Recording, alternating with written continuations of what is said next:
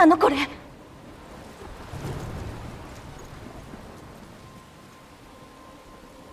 すごい嵐。私なんでここに？っていうかここどこ？あれは町の灯台。中に入れば安全かも。とにかく早く向かわないと。大丈夫、自分を信じて。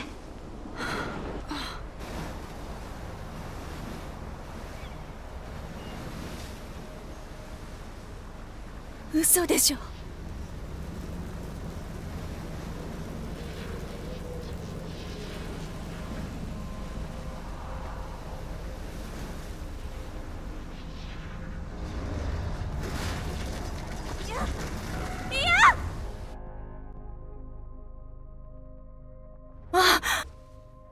何アルフレッド・ヒ今の。ッチコックは映画を時間の断片だと考えた。当然ながら写真についても同じことが言えるだろう。ここはいつもの教室。大丈夫、落ち着こう。影、カラー、キアロスクーロなど技法は様々だ。では人物の内面をモノクロ写真で完璧に捉えた写真家といえば誰居だ？眠りなんかしてない。それに夢にしてはリアルすぎた。誰か？何なの？ダイアン・アーバスです。なるほどね。なぜそう思う？アーバスの作品に捉えられた失意の人々の目には鬼気迫るものがあります。アーバスは人間を苦悩の存在と考えた。正直ヘドが出るね。はいはい、騒がない。例えば誰かを暗い部屋に座らせれば絶望のシーンの出来上がりだ。そんな写真は誰にだって撮れる。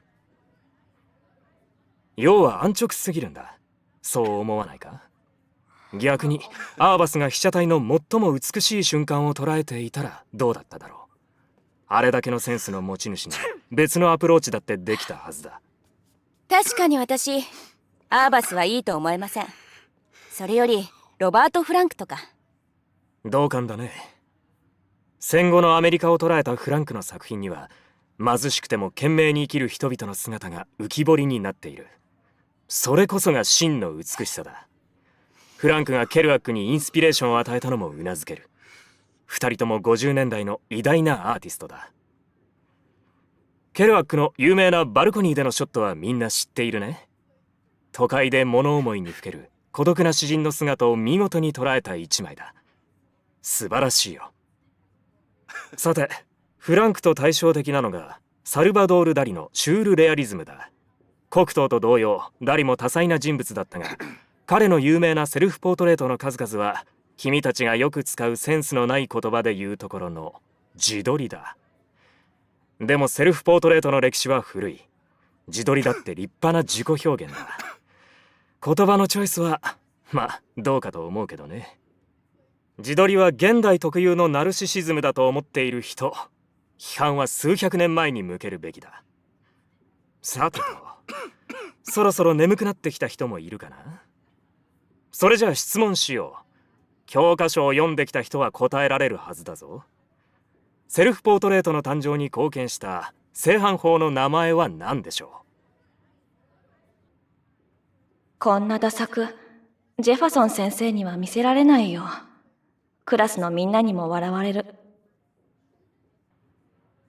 誰か？写真を撮ってこれが現実か確かめよう。ポートフォリオ用の写真もいるし、毎日自撮りするって決めたしね。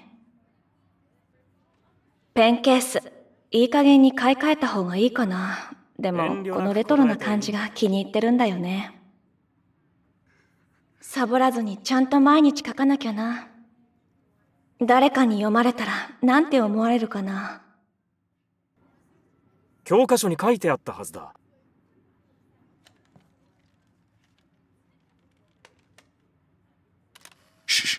ちょうど今マックスが自撮りを撮ったぞ。現代ならではのセルフポートレートだが、マックス、君は筋がいい。肖像写真は1800年代初期から広く普及し、現在に至る。君たちの世代よりはるか昔から自撮りの文化は存在したんだ。呼び方は変わったけどね。写真やアートの世界において人物の姿を捉えることは常に極めて重要な要素であり続けてきた。マックス、ついでだから君に聞こう。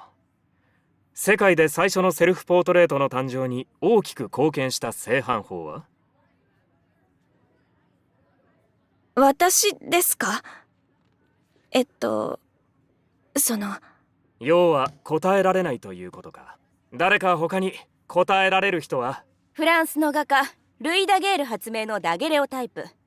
鏡のように被写体をくっきり映し出す手法です。あなたのぼんやりした顔とは正反対ね。正解だ。ダゲレオタイプは人物の顔を細部まで描写することで1800年代以降広く普及した。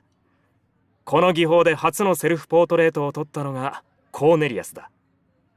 彼に関する詳しいことは教科書に書いてある。もちろんネットにもね。みんな、日常ヒーローコンテストの期限が迫ってるぞ。優勝者は学校の代表としてサンフランシスコに連れて行く。プロの世界に自分を売り込むチャンスだ。ステラもアリッサも早く出すように。テイラー、君もまだだな。期待してるぞ。マックスも言い訳は通用しないからな。どうせビクトリアが選ばれるに決まってるし。ダメだ、ビクトリア。ビクトリアは早速営業活動か。コンテストにはこのクラスの全員が参加するんだ。特別扱いはできないよ。それは分かってます。ただこの写真を撮るのすごく大変だったんです。先生なら分かってくれるでしょ。日常ヒーローコンテストはとても有意義なイベントだと思います。どうしても代表に選ばれたくて。君はコンテストに応募した。それだけでも十分有意義だ。誰が代表に選ばれてもこの先チャンスはいくらでもある。君たちの熱意をくじくつもりはないが、先生は写真の世界は厳しいという現実も知ってもらいたいと思っているんだよ。チャンスというのは誰にでも公平に訪れるべきだ。私は自分の才能を世に発表したいだけです。うん、いい写真が撮れそう。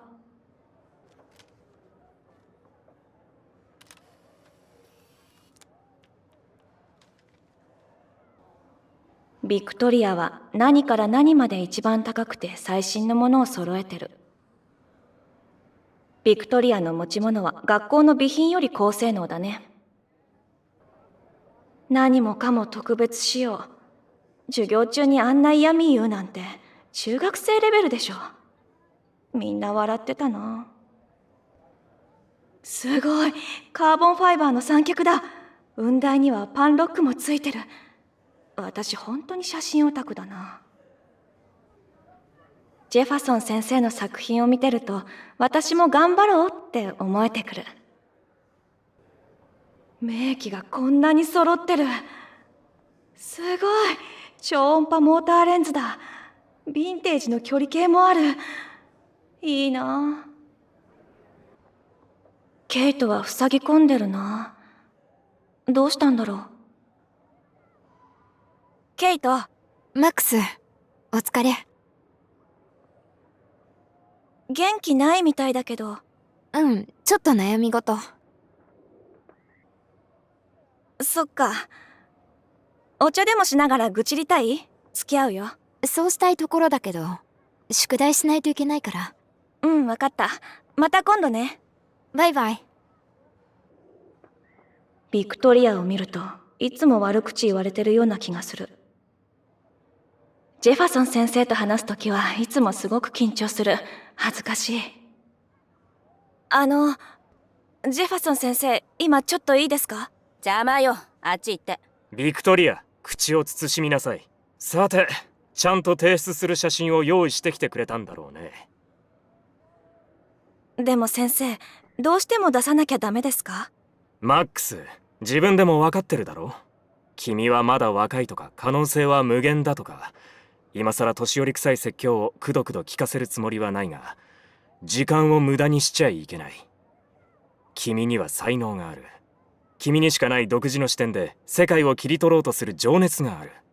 いいかい？勇気を出してそれを世界に発表するんだ。